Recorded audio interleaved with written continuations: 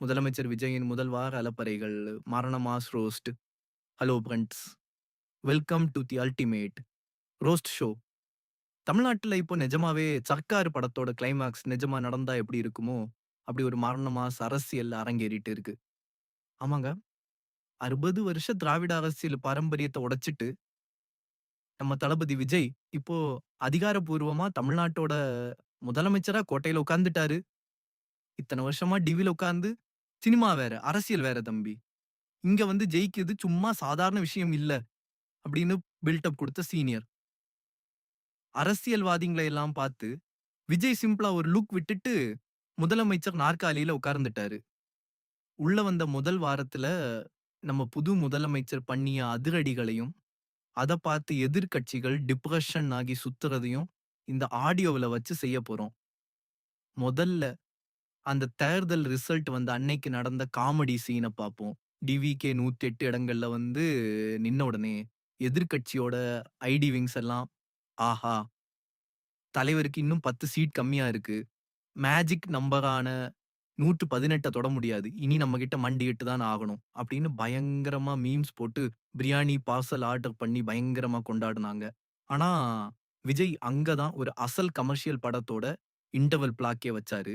இவங்க எப்படி குதிரை பேரம் பேசலாம்னு கால்குலேட்டர்ல கணக்கு போட்டுட்டு இருக்கிறதுக்குள்ள, விஜய் ரொம்ப அசால்ட்டா காங்கிரஸ் மற்றும் கூட்டணி கட்சிகளோட ஆஃபீஸ்க்கு ஒரு விசிட் அடிச்சு சப்போர்ட் லெட்டர்களை எல்லாம் சூப்பர் மார்க்கெட்ல ஃப்ராயா தர்ற கிஃப்ட் கூப்பன் மாதிரி மொத்தமா அள்ளிக்கிட்டு வந்துட்டாரு.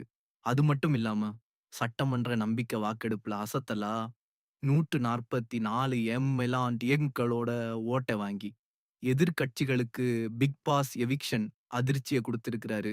இப்போ சட்டசபையில முதலமைச்சர் ஜோசப், விஜய் வெர்சஸ் எதிர்க்கட்சி தலைவர் உதயநிதி ஸ்டாலின்னு அண்ணன் தம்பி சண்டை வேற லெவல்ல ஆரம்பிச்சிருக்கு.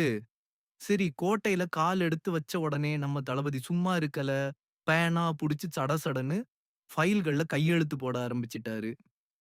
முதல் கையெழுத்தாவே 500 யூனிட்டுக்குள்ள மின்சாரம் பயன்படுத்துற வீடுகளுக்கு 200 யூனிட் வரைக்கும் இலவச மின்சாரம் அப்படின்னு ஒரு அதிரடி திட்டத்தை அனவுன்ஸ் பண்ணி பொதுமக்கள குஷிப்படுத்திட்டாரு. அது கூடவே பெண்கள் பாதுகாப்புக்காக சிங்கப்பெண் தனிப்படை, அப்புறம் தமிழ்நாடு முழுக்க போதைப் பொருள் ஒழிப்பு அதிரடிப்படைன்னு ஃபர்ஸ்ட் வீக்லயே அனல் பறக்க வேலை பார்க்க ஆரம்பிச்சுட்டாரு. இத பார்த்து ஷாக் ஆன திமுக தலைவர் ஸ்டாலின், விஜய்ய கிளாமர் சுனாமி அப்படின்னு வர்ணிச்சு, பார்க்கலாம் இந்த சுனாமி எவ்வளவு நாளைக்கு தாங்குதுன்னு அப்படின்னா அறிக்கை விட்டு புலம்பிட்டு இருக்காரு. ஆனா, நம்ம தமிழ்நாட்டு அரசியல்ல முதல் நாளே சலசலப்பு இல்லாம இருந்தா எப்படி? பதவி ஏத்த உடனே விஜய் தனக்கு தேர்தல் வெற்றிய துல்லியமா கணிச்சு சொன்ன ஒரு ஜோசியரை, அரசு சிறப்பு அதிகாரியா அப்பாயிண்ட் பண்ணி ஒரு அதிரடி உத்தரவ போட்டாரு. என்னது பகுத்தறிவு பேசுற தமிழ்நாட்டுல சிஎம் ஆபீஸ்ல ஜோசியரா? அப்படின்னு சொல்லி கூட்டணி கட்சிகளும், எதிர்க்கட்சிகளும் சேர்ந்து விஜய்ய வச்சு செய்ய ஆரம்பிச்சுட்டாங்க. சோசியல் மீடியாவுல மீம்ஸ் எல்லாம் தாறுமாறா பறக்க ஆரம்பிச்ச உடனே, நம்ம தளபதி நிலைமைய புரிஞ்சுகிட்டு 24 மணி நேரத்துக்குள்ள அந்த ஜோசியர் அப்பாயின்ட்மென்ட்ட சத்தம் இல்லாம கேன்சல் பண்ணி ஒரு யூ டர்ன் அடிச்சுட்டாரு. என்ன இருந்தாலும் விஜய் இன்னும் சினிமா மைண்ட் செட்ல இருந்து மாறல போல. தப்பு நடந்தா உடனே ரீடேக் வாங்கிடுறாரு. அது மட்டும் இல்லாம டிவிகே, எம்20எல், ஏ.எம். முஸ்தபா வேற திடீர்னு மைக் புடிச்சு, "நாங்க பெரியார் காமராசர் வழியில சனாதன தர்மத்தையே ஒழிக்கத்தான் வந்திருக்கோம்." அப்படின்னு ஒரு குண்டை தூக்கி போட டெல்லியில இருக்கிற நேஷனல் மீடியாக்காரங்களுக்கு எல்லாம் பிபி ஏறி மூச்சு முட்ட ஆரம்பிச்சிருச்சு.